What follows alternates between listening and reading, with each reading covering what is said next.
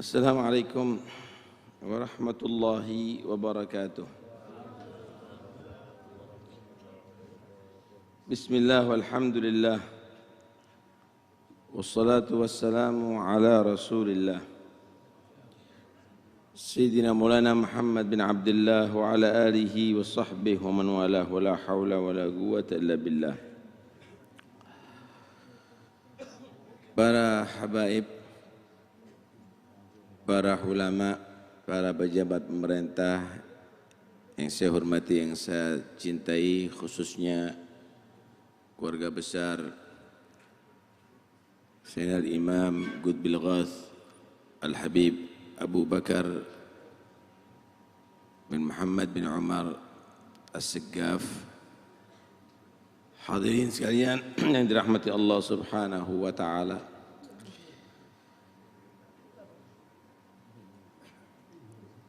Al-Habib Abu Bakar pernah menyampaikan satu hikayat yang sangat penting untuk kita ingat, yaitu hikayat Hatimul Asam bersama gurunya Syaqiq Al-Bilkhi. Hatimul Asam banyak sekali belajar kepada gurunya Syaqiq Al-Bilkhi sampai 33 tahun mempelajari. Satu saat dipanggil oleh gurunya Hatimul Asam, "Mundu kam sahibtani?"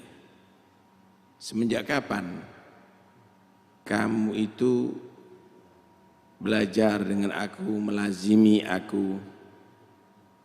Maka si Hatimul Asam menjawab, "Mundu 33 sana." Udah 33 tahun guru. Maka si guru berkata, "Fama ta'allamta minni fi hadhil muddah?" Selama 33 tahun kamu menghasilkan ilmu apa? Belajar ini menghasilkan ilmu apa? Maka beliau menjawab, si Hatimul Asam, 8 masail, cuma 8 masalah. Kata gurunya, "Inna lillahi wa inna ilaihi raji'un." Ini musibah apa ini, kata dia? "Dhahaba umri ma'ak wa lam tata'allam illa 8 masail." Umurku berlalu 33 tahun ngajari kamu cuma dapat 8 masalah. Kata dia, "Ya Ustadz, lam ata'allam ghairaha wa inni la uhibbu an akdzib." Aku enggak pengin bohong, Ustadz. Aku cuma menghasilkan 8 masalah belajar dengan Anda. Akhirnya si gurunya Syaqiq Al-Bilkhi menyatakan, "Hadhi 8 al-masail hatta asma'aha." Coba kamu utarakan 8 masalah ini, aku ingin mendengarkan. Hatim berkata, yang pertama, "Nadartu ila hadzal khalqi fara'aitu kulla wahidin yuhibbu mahbuban. Fahuwa ma'a mahbubihi ilal qabri. Fa idza wasala ilal qabri faraqahu. Faja'altul hasanat mahbubi. Fa idza dakhaltul qabra dakhala mahbubi ma'i." Aku perhatikan makhluk ini selalu memperhatikan kecintaannya. Ada yang cinta dunia, ada yang cinta jabatan, ada cinta keluarga, ada cinta harta benda. Dan dia tidak ingin berpisah. Tapi ketika dia mati, hanya sampai ada di liang lahat. Bahkan anak yang cinta kepada dia ikut menginjak-injak tanah kuburannya. Akhirnya aku jadikan fokus kehidupanku hasanat, untuk mengkais amalan-amalan soleh yang tidak pernah berpisah daripada aku sampai ke liang lahatku. Karena itu untuk yang lainnya hanya sekedar kewajiban, tapi untuk hasanat, untuk perbuatan baik, aku persiapkan sampai masuk ke dalam liang lahatku. Ini yang pertama. Allah berfirman dalam Al-Quran, ya ayyuhalladzina amanu la tulhikum amwalukum wala auladukum an dzikrillah wa may yaf'al dzalika fa ulaika humul khasirun. Wahai orang yang beriman, jangan melalaikan Anda, sibuknya Anda mengurusi keluarga dan harta daripada berzikir kepada Allah, daripada ilmu, daripada salat, daripada Al-Quran, daripada dekat dengan orang-orang yang saleh. Siapa yang melakukan itu, lalai dengan zikir untuk duniawi, untuk memanjakan keluarga, maka dia akan menjadi orang rugi di akhirat. Rugi akhirat artinya masuk neraka Allah. Kata gurunya Syekh Bilqi, ahsanta ya Hatim, bagus. Yang kedua, inni nadartu ila qaulillah ta'ala wa amma man khafa maqama rabbih wa nahan nafsa 'anil hawa fa innal jannata hiyal ma'wa. Fa'alimtu anna qaulallahi haqq fa ajhadtu nafsi fi daf'il hawa hatta istaqarrat ala ta'atillah. Aku berfikir tentang ayat wa amma man khafa maqama rabbih, siapa orang yang khawatir, yang takut bagaimana nanti dia berdiri di hadapan Allah untuk diadili di hari kiamat, dan dia di atas dunia wa nahan nafsa 'anil hawa, dia mencegah dirinya untuk mengikuti hawa nafsunya, fa innal jannata hiyal ma'wa, maka surga akan menjadi tempatnya kelak. Aku yakin apa yang difirmankan Allah pasti benar. Karena itu sekarang aku akan maksimalkan untuk melawan hawa nafsuku, sehingga jiwaku akan merasa tetap sabit rasikh dalam taatillah. Saudara, apa itu syahwat? Apa itu hawa? Di tubuh manusia itu ada yang disebut ruh, ada yang disebut nafas. Jasmani manusia ini, jasad manusia ini mengikuti salah satu.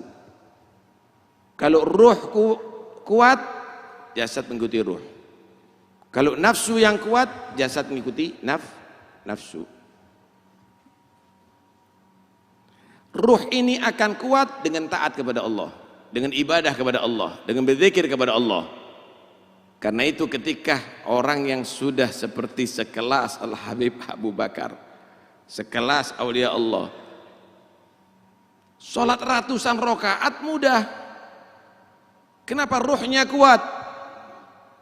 Sekalipun jasad mungkin lemah, tapi dengan kekuatan ruh mereka bisa melakukan itu. Adapun nafsu, kekuatannya itu adalah dengan syahwat. Enggak harus maksiat syahwat, saudara. Kesenangan duniawi, enggak harus maksiat. Main gafleh itu syahwat. PlayStation itu syahwat. Futsal itu syahwat. Nongkrong di kafe itu syahwat. Di warung itu syahwat. Ketika syahwat ini diikuti, nafsu akan kuat. Kalau sudah nafsu itu kuat, maka jasad akan mengikuti. Sekalipun dia punya cucu tetap main syatranj, main catur, saudara. Apalagi fil maksiyah, apalagi dalam mukhalafah, dalam perbuatan dosa. Na'udzubillah min dzalik. Karena itu lawan nafsu kita. Jangan diikuti. Sehingga kenikmatan Anda dalam taat kepada Allah karena kekuatan ruh yang ada dalam diri Anda. Siapa orang yang takut dalam pengadilan Allah dari kiamat dan dia di atas dunia betul-betul memerangi hawa nafsunya, tidak mengikuti hawa nafsunya, maka surga menjadi tempatnya nanti ada di akhirat. Kata gurunya, ahsanta.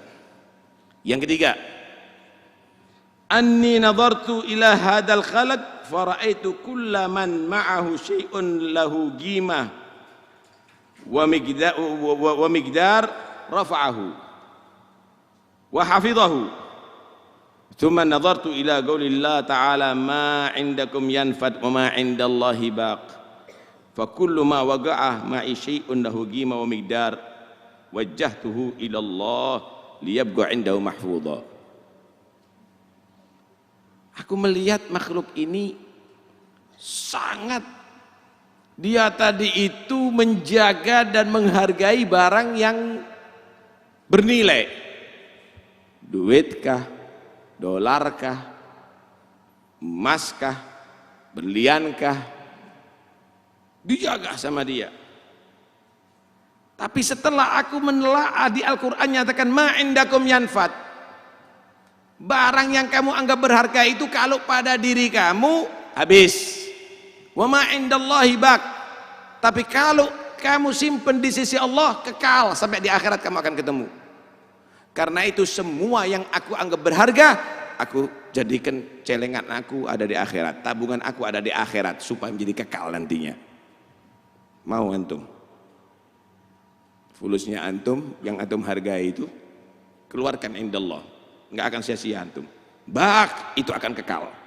Tapi semenjak masih ada di tangan kamu, yanfat itu akan habis, saudara.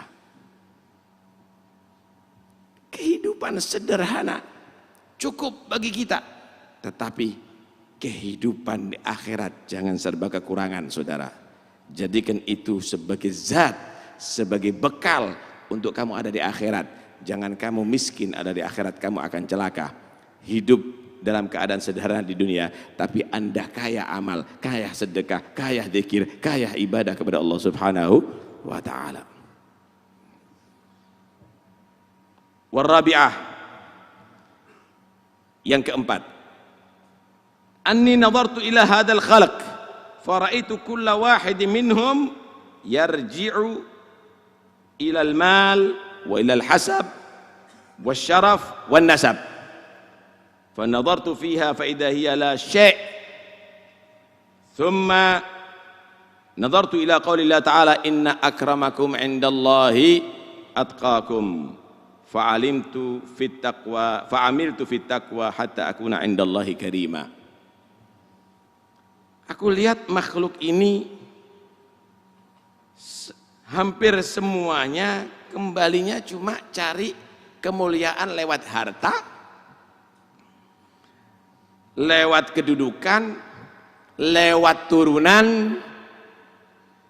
Tapi setelah aku perhatikan ayat Al-Quran, inna akramakum indallahi atqakum, sesungguhnya yang termulia di sisi Allah adalah yang paling takwa di antara kalian, maka disitulah aku beramal takwa, ucapan takwa, pikiran takwa, pandangan takwa, pendengaran takwa, perbuatan takwa, semuanya takwa. Untuk aku menjadi di sisi Allah menjadi orang yang mulia nantinya. Harta akan membuat Anda jadi mulia? La.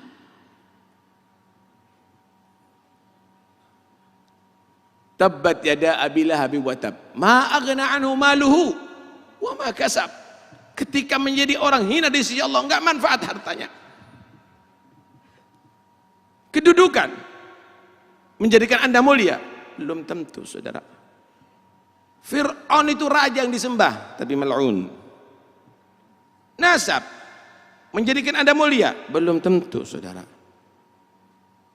La umriya mal insan illa ibnu dinihi fala tatrukit taqwa tikalan 'alan nasab. Wa qad rafa'al islamu Salman Farisin wa qad wada'a syirkul hasibah Aba Lahab.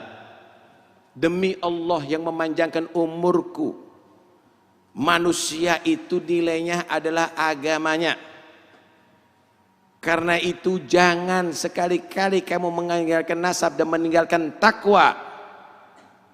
Lihat bagaimana nasab tidak kurang bagus, tapi cinta kepada Nabi, cinta kepada keluarga Nabi adalah kuat, maka diangkat derajatnya Salman Farisi, seorang ajam. Tapi bagaimana nasab bagus, pamannya Rasulullah, tapi karena dia tidak meninggalkan takwa menjadi syirik, maka jatuh nilainya, saudara. Awas, hati-hati. Thumma la taghtarra bin nasabi la wala tagna' bikana abi wattabi' sunnata khairi nabi Ahmad al-Hadi ila sunani. Jangan sekali-kali kamu itu tertipu dengan nasab. Enggak cukup menjadi anak cucu yang menyatakan ayahku, ayahku, dan ayahku. Ikuti sunnahnya Nabi, ikuti ajaran Nabi, maka kamu akan mulia ada di situ. Ini Habib Abu Bakar bukan mengandalkan nasab aja, tapi beliau mewarisi hal datuknya. Beliau menjadi khalifah daripada salafnya. Ini kemuliaan, saudara. Ini kemuliaan. Mudah-mudahan kita jadikan anak cucu yang bisa mewarisi hal daripada datuk-datuk kita. Yang kelima, aku melihat makhluk ini satu sama lain saling menyerang. Saya artikan aja langsung. Melaknat satu sama lain. Tahukah Anda kenapa mereka saling menyerang, saling melaknat, saling mencaci? Karena penyakit hasad, penyakit dengki. Maka aku melihat, merenungkan firman Allah, nahnu qasamna bainahum ma'isyatahum fil hayatid dunya. Aku Allah yang sudah membagi dalam kehidupan mereka di dunia. Ada yang kaya, ada yang melarat, ada yang alim, ada yang tidak alim, ada yang jadikan punya nasab syarif, ada yang jadikan orang bukan nasab syarif. Yang bagi siapa? Allah. Kenapa saling membenci? Hasad. Maka disitulah aku tinggalkan penyakit hasad ini dan aku cintai semua makhluk yang ada ini karena mereka telah dijadikan oleh Allah bernasib macam-macam. Tinggal satu musuh saya, yaitu setan yang mengadu domba kita. Yang membuat kita hasut satu sama lain ini setan, ya ikhwani. Kita ini satu saudara. Kita ini satu saudara. Setan yang membuat hasut kepada kita. Karena itu awas, hati-hati. Dan penyakit hasud ini penyakit yang sulit untuk dihindari. Karena itu dikatakan kullul adawati qad turja izalatuha illa adawata man adaka an hasadi. Semua permusuhan itu bisa dibereskan, bisa didamaikan. Tapi kalau permusuhan karena hasud tidak bisa didamaikan, saudara. Tinggal 3, insya Allah akan kita dengarkan pada berikutnya. Tapi yang jelas, ini nasihat Al-Habib Abu Bakar. Kata Al-Habib Abu Bakar, jika kamu mendapatkan manfaat ini, catat untuk jadi oleh-oleh di keluarga. Untuk kamu ingat setiap saatnya. Jangan kamu hanya dengarkan kemudian bubar, lupa daripada nasihat. Nasihat Habib Abu Bakar, ayo kita betul-betul rekam dengan hati kita dan kita bawa pulang kepada keluarga kita. Mudah-mudahan bubar dari majlis ini nggak ada satupun punya penyakit hasud. Bubar dari majlis ini insya Allah tidak ada yang cinta dunia. Bubar dari majlis ini kita menjadi orang bertakwa dan mulia di sisi Allah. Bubar dari majlis ini insya Allah diampuni semua dosa kita. Dan nanti di hari kiamat mudah-mudahan kita bertemu dengan Habib Abu Bakar. Kita dianggap menjadi murid-murid beliau dan kita mendapatkan syafaat beliau, bersambung dengan Nabi Muhammad sampai ke surga Allah. Wassallallahu ala sayyidina Muhammad wa alihi wasallam. Alhamdulillahil alamin. Assalamualaikum warahmatullahi wabarakatuh.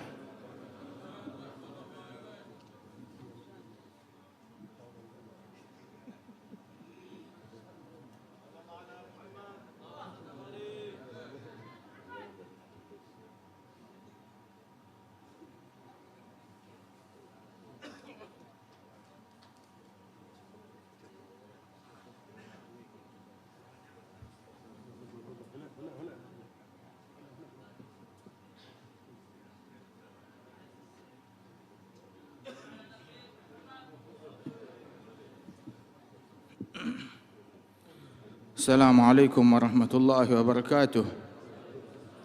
Alhamdulillah, kita bersyukur kepada Allah Subhanahu wa taala yang menghadirkan kita di hadirat para kekasih-kekasih Allah, para aulia Allah, hudatul wara.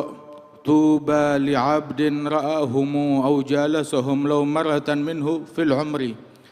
Mereka adalah para pemangku hidayat, manusia yang menempuh jalan hidayat dan membawakan hidayat Allah kepada sekalian umat manusia.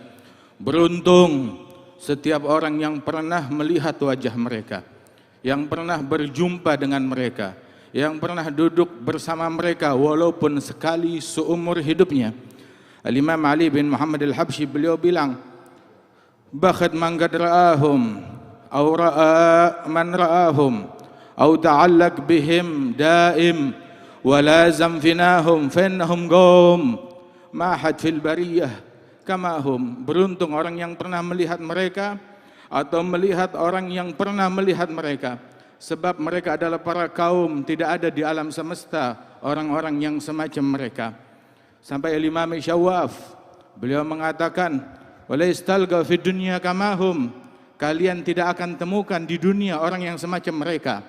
Ketika dilantunkan syair ini, berkata Imam Al-Arif Billah Al-Habib Alawi bin Abdullah bin Syahabuddin, beliau bilang, jangankan di dunia, kamu gak bakal menemukan di dunia para wali-wali sekaliber mereka, dan di barzakh kamu tidak temukan para wali-wali sekaliber mereka, dan di akhirat kamu tidak temukan para wali-wali sekaliber mereka. Diisyaratkan sebagaimana dijelaskan oleh Syekhana Al-Habib Umar bin Muhammad bin Salim bin Hafidh, diisyaratkan oleh Nabi Muhammad sallallahu alaihi wasallam di dalam hadis bahwasanya beliau di haudnya, di telaganya beliau, inni la'adzudun nas an ahlil Yaman. Ketika aku di telagaku kelak di hari kiamat, aku perintahkan orang untuk buka jalan. Kenapa? Buka jalan untuk para ahli Yaman yang datang ke telagaku. Kemudian Al-Habib Umar menjelaskan, siapa gerangan dari ahli Yaman yang berani maju di hadapannya Al-Faqih Al-Muqaddam Muhammad bin Ali Ba'alawi? Siapa di antara ahli Yaman, para wali-wali Yaman yang berani maju di hadapan Al-Imam Ahmad Al-Muhajir? Siapa di antara ahli Yaman yang berani maju di hadapan Al-Imam Ubaidillah bin Ahmad, wal-Imam Alawi bin Ubaidillah, wal-Imam Al-Faqih Al-Muqaddam, wal-Imam Abdurrahman As-Segaf, para awliya, para wali-walinya Allah, para keturunan Rasulullah sallallahu alaihi wa alihi wasallam. Sungguh tidak akan kau temukan para wali sekaliber mereka di dunia ataupun di barzakh ataupun di akhirat. Radhiyallahu anhum wa ardahum ajma'in fahumul qaum alladzina hudu wa bi fadlillahi qad su'idu wa li ghairillahi ma qasadu ma'al Qur'an fi garani. Mereka para kaum yang telah mendapatkan hidayat dari Allah Subhanahu wa taala, dan mereka adalah para kaum yang tidak punya tujuan apapun melainkan hanya kepada Allah, tidak punya tujuan harta, tidak punya motif dalam apapun yang mereka ucapkan ataupun yang mereka kerjakan, semata-mata murni untuk Allah Subhanahu wa taala, dan mereka senantiasa berjalan seiring dengan Al-Qur'an. Radhiyallahu anhum wa ardahum ajma'in. Sehingga dimimpikan Al-Imam Al-Hasan bin Salih Al-Bahr bahwasanya ada seorang wali yang memimpikan beliau di depan rumahnya Al-Habib Hasan bin Salih di Asbah. itu dibentangkan surga dan para bidadari-bidadarinya dan istananya memanggil-manggil Al-Habib Hasan, ya Hasan bin Saleh, ayo sini, ayo sini. Wal Habib Hasan bin Saleh, dia buka jendela dari kamarnya dan berkata ke arah surga tersebut, ma muradil hur walal gusur, innama muradi kashfus sutur. Yang aku idam-idamkan bukan istana, bukan bidadari, bukan harta, tetapi yang aku cari, yang aku idam-idamkan, dibukakan hijabku oleh Allah Subhanahu wa taala. Dibukakan hijab oleh Allah Jalla Jalaluhu wa ta'ala azamatuh. Ayuhal ikhwan, kita mendengar bagaimana Al-Habib Abi Bakar mendidik dengan nazar, dengan pandangan mata. Pandangan yang datang dari beliau dan mengajarkan orang bagaimana belajar untuk memandang kepada gurunya. Ada seorang murid berkata kepada gurunya, Ustadz, saya bertahun-tahun belajar, coba tentukan kitab yang saya baca. Sampai sekarang saya mau belajar kitab, kenapa masih belum ditentukan? Maka berkali-kali dibiarkan, tidak diperintahkan membaca kitab apapun. Hingga ketika berulang pertanyaan itu, maka sang guru menegaskan, wahai muridku, kamu mau baca kitab, belajarlah kamu membaca saya. Belajarlah kamu membaca saya. Sebagaimana para sahabat Rasulullah Sallallahu Alaihi Wasallam, para sahabat Nabi adalah orang-orang yang pandai di dalam membaca Nabi Muhammad Sallallahu Alaihi Wasallam hingga sampai kepada kita hadisnya Nabi Muhammad, baik itu ucapan dan perbuatan ataupun juga tagrirnya Rasulullah Sallallahu Alaihi Wasallam. Rasul Sallallahu Alaihi Wasallam dikisahkan waktu itu ada Adi bin Hatim berhasil ditangkap oleh pasukan sahabat, kemudian dibawa ke Madinah, dimasukkan ke masjid ke hadapan Rasulullah. Rasul tersenyum, tahu gak siapa yang kalian bawa? Dibilang kami gak kenal. Maka dijawab oleh Rasulullah, yang kamu bawa ini kepala suku dari orang-orang yang selalu memerangi kita. Namanya Adi bin Hatim, Sayyid Bani Hanif. Terkejut mereka, ini buronan yang banyak mengganggu kita. Lihat apa perilaku Nabi Muhammad terhadap buronan. Dipanggil sini, wahai Adi bin Hatim, kamu ada keinginan untuk masuk Islam? Dia bilang, lah, saya tidak mau. Kemudian beliau berkata, in taqtul dzadam wa in tamnun ala syakir. Kalau engkau membunuh orang yang berhutang darah. Tapi kalau engkau melepaskanku, engkau melepaskan orang yang tahu berterima kasih. Maka Nabi Muhammad SAW dengan hikmah beliau perintahkan, biarkan Adi bin Hatim, kurung dia di masjid, ikat dia di masjid, jangan keluar dari masjid. Kenapa? Apa tujuannya? Agar di masjid dia melihat Rasulullah, melihat sahabat Rasulullah, melihat akhlak Nabi Muhammad, melihat akhlak para sahabat, mendengar bacaan dan lantunan Quran dari Rasul Sallallahu Alaihi Wasallam. Hanya melihat dan mendengar. Hari kedua ditawarkan Islam, dia menjawab ucapan yang sama. Hari ketiga dia menjawab ucapan yang sama. Nabi pun mengatakan, baiklah engkau bebas. Dilepaskan dan dia belum masuk Islam. Begitu dilepaskan, pertama yang dia cari air, dia mandi, kemudian dia bersih-bersih, kembali ke masjid dan dia ulurkan tangannya memegang tangan Nabi Muhammad, ya Rasulullah umdad jadak fa inni asyhadu an la ilaha illallah wa annaka Rasulullah. Ulurkan tanganmu, saya masuk Islam, asyhadu an la ilaha illallah wa annaka Rasulullah. Kenapa enggak masuk Islam dari kali pertama? Biar orang tahu dari awal, melihat wajah Nabi Muhammad hatinya sudah luluh, melihat akhlak Nabi Muhammad hatinya sudah luluh. Akan tetapi dia enggak mau nanti dikatakan kalau dia masuk Islamnya itu karena dia di penjara, karena dia takut, karena dia berada dalam intimidasi dan tekanan. Hingga ketika dia masuk Islam, melihat Islam, iman dan mahabbah tidak pernah terpisahkan. Bahkan seringkali Syekh Al-Hayy Umar mengatakan kebanyakan para sahabat mahabbah lebih dulu sebelum iman.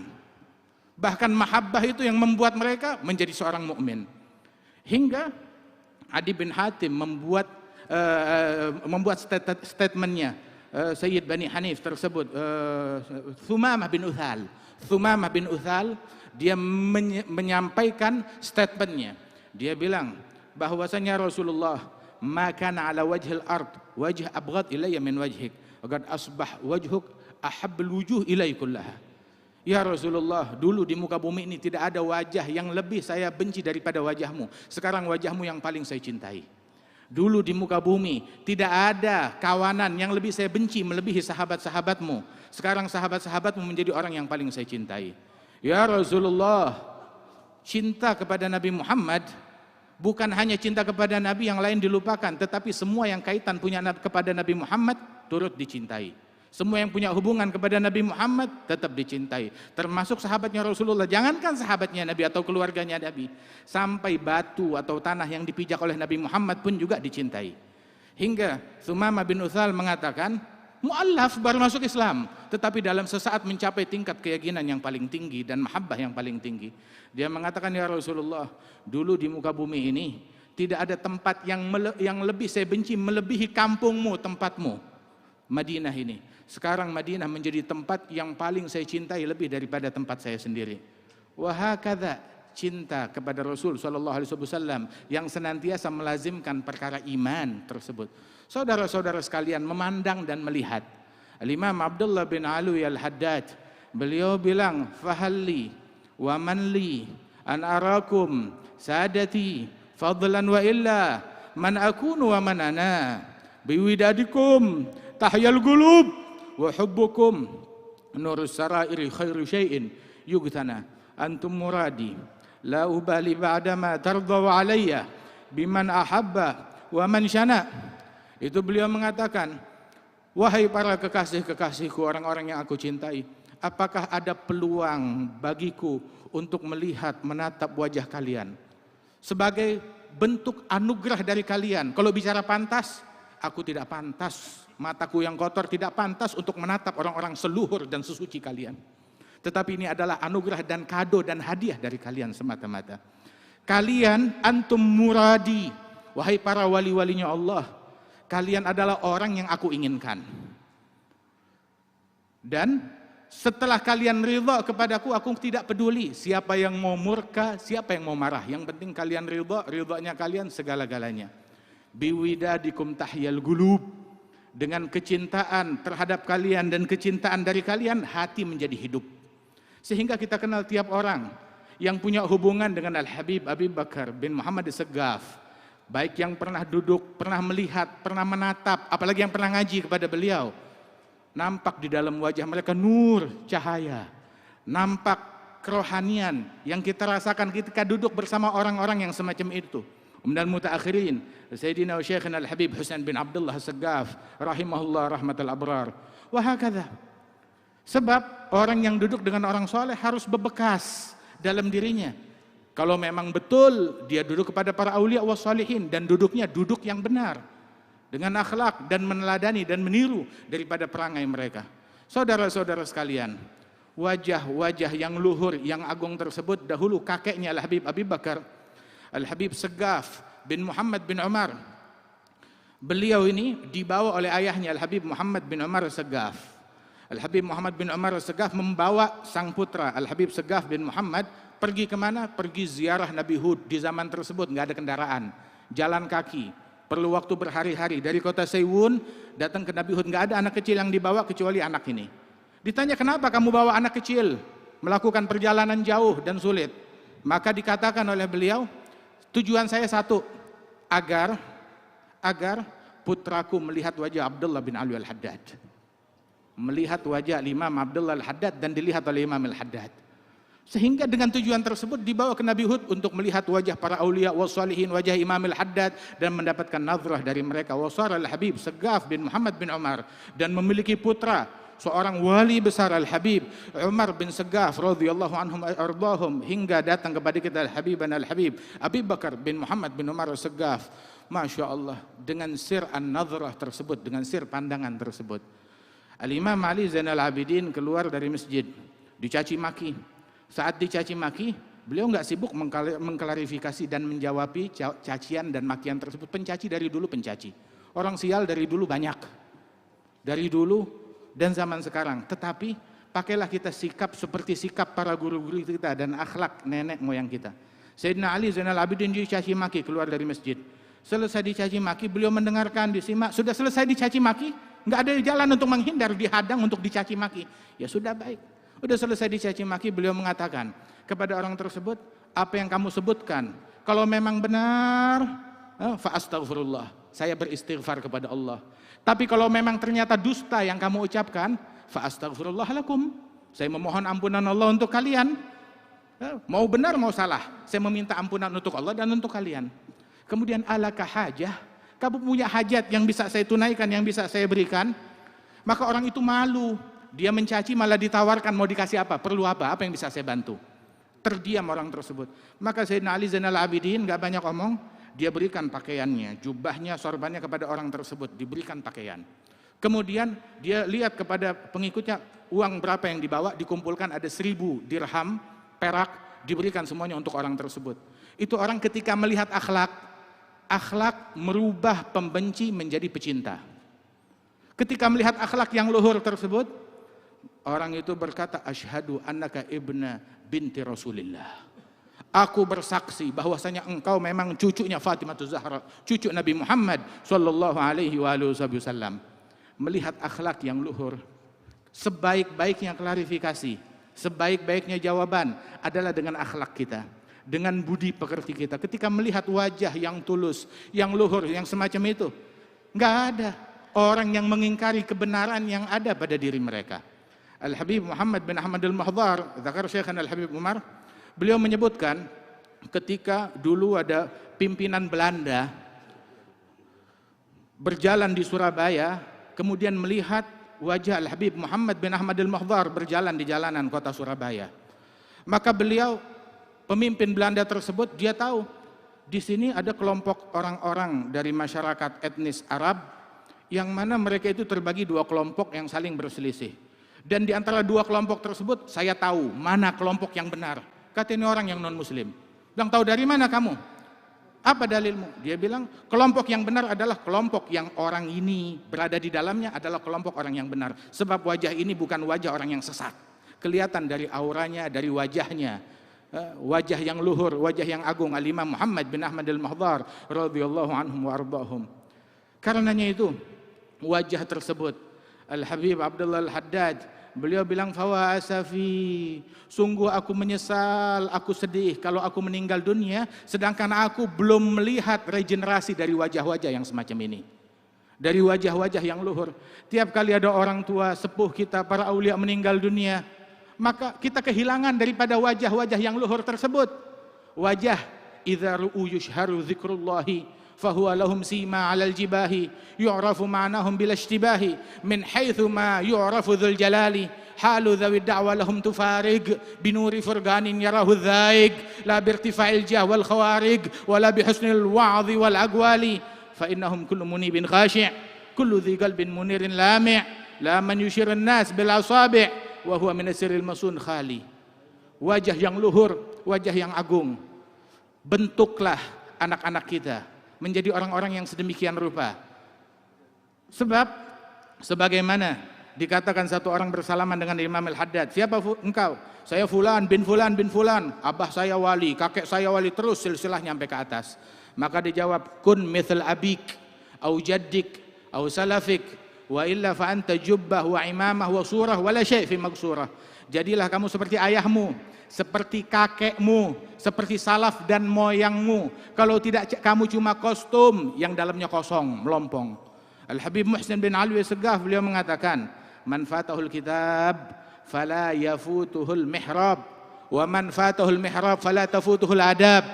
Yang gagal kitab, gagal di dalam keilmuan. Jangan gagal di dalam peribadatan. Di dalam mihrab jangan gagal dalam pengabdian kepada Allah Ta'ala. Gagal ilmu, gagal mihrab, minimal jangan gagal dalam adab, mengikuti adab mereka. Kalau orang-orang dulu kagum ketika melihat dari masyarakat Alawiyin, kagum dengan ilmu mereka, kagum dengan ibadat mereka, kagum dengan akhlak mereka. Sebagaimana Al-Habib Ali mengatakan, awsafuhum tu'jizil wasif idza qad wasaf, kam 'abad minhum lahu sirrul khafi inkashaf, hawa jami' al-fadail, hawa jami' al-fadail wal hala wa dharaf. Sifat mereka membuat orang yang mau mensifatkan kehabisan kata-kata untuk mensifatkan sifat luhur mereka. Mereka telah menguasai segala kemuliaan. Segala kemuliaan gak ada yang luput dari mereka. Baik, mereka mungkin luput tahta, luput harta, luput kekuasaan, tetapi mereka tidak pernah luput sunnahnya Rasulullah. Enggak luput duha, enggak luput witir, enggak luput Al-Quran, enggak luput tahajud, enggak luput kesucian hati. enggak luput menjaga matanya dari yang haram, enggak luput di dalam menjaga mulutnya dari yang haram, radhiyallahu anhum wardahum. Ma fa'altu makruh wala hamamtu bi fi'il makruh. Salah seorang pembicara mereka mengatakan, saya enggak pernah berucap ucapan yang makruh, bahkan enggak terlintas di benak saya untuk melakukan perbuatan yang dibenci oleh Allah jalla jalaluhu ta'ala ta'zamatuh. Berapa banyak mereka itu mencapai segala kemuliaan, radhiyallahu anhum wa ardahum ajma'in. Barang siapa yang gagal dalam ilmunya, dalam ibadatnya, paling tidak jangan gagal di dalam akhlak mereka, dalam budi pekerti mereka, dalam keluhuran mereka. Indonesia ini Islam menyebar dengan pesat dengan akhlaknya mereka. Ketika melihat wajah-wajah yang luhur, wajah-wajah yang tulus, melihat akhlak budi pekerti yang mulia, yang dimuliakan, yang diagungkan oleh Allah jalla jalaluhu ta'ala azamatuh. Mudah-mudahan Allah Ta'ala, Allah yarud ma'fat wa yuhyi mamat. Allah Ta'ala hidupkan apa yang telah luput, didatangkan lagi ke zaman kita ini. Apa yang telah mati dihidupkan lagi di zaman kita ini. Dari akhlak mereka, dari sifat mereka, dari perangai mereka. Lihat kepada Al-Habib Abu Bakar, lihat kepada ucapan beliau, lihat kepada perangai beliau, lihat kepada akhlak beliau, dan terapkan di rumah kita, di antara keluarga kita dan anak-anak kita. Kita hadir haul, kita hadir maulid, kita hadir majlis, akan tetapi pulang ke rumah bikin acara kawinan, campur lagi laki perempuan. Seolah-olah yang paling penting kalau kita bikin acara, yang penting makanannya, yang penting minumannya, yang penting pesta poranya, nggak peduli dengan apa yang ada di dalamnya berupa akhlakul karimah, berupa keilmuan dan adab dan akhlak dan budi pekerti yang diwariskan oleh para leluhur dan para salaf kita. Mudah-mudahan Allah Subhanahu wa taala hidupkan kembali di antara kita sifat-sifat yang luhur dan budi pekerti yang mulia tersebut, dan keluarga besar Al-Habib Abu Bakar bin Muhammad As-Saggaf. Allah taala senantiasa bimbing mereka menempuh jalan para aulia wassalihin, jalan al-Imam Al-Habib Abu Bakar, dan senantiasa bisa membimbing kita menuju jalan yang dimuliakan oleh Allah Subhanahu wa taala. Dan Allah Subhanahu wa taala insyaallah menjadikan kita tidak keluar dari majelis ini melainkan dosa kita diampunkan oleh Allah taala, hajat kita dikabulkan oleh Allah Subhanahu wa taala, keluarga kita diperbaiki keadaannya oleh Allah Subhanahu wa taala, dan hati kita disucikan dan dibersihkan oleh Allah Subhanahu wa taala. Wa inna Salahuddin wal qalb sayyidi huwal gharadul aqsa faya sayyidi gumbi alaika salamullah ma sar mukhlisun ilaika yaqul Allah wal Mustafa hasbi. Allahumma ij'al jam'ana hadha jam'an marhuma tafarrugana min ba'dihi tafarrugan ma'suma wa la taj'al fina wa la minna wa la ma'ana shaqiyan wa la mahruma. Rabbi fanfa'na bi barakatihim ihdina al-husna bi hurmatihim amitna fi tariqatihim أمتنا في طريقتهم أمتنا في طريقتهم ومعافاة من الفتن برحمتك يا أرحم الراحمين. متعنا بعلمائنا وبشيوخنا وبأولياء زماننا وارزقنا كمال الأدب معهم برحمتك يا أرحم الراحمين. صلى الله على سيدنا محمد وعلى آله وسلم وآخر دعوانا أن الحمد لله رب العالمين. السلام عليكم ورحمة الله وبركاته.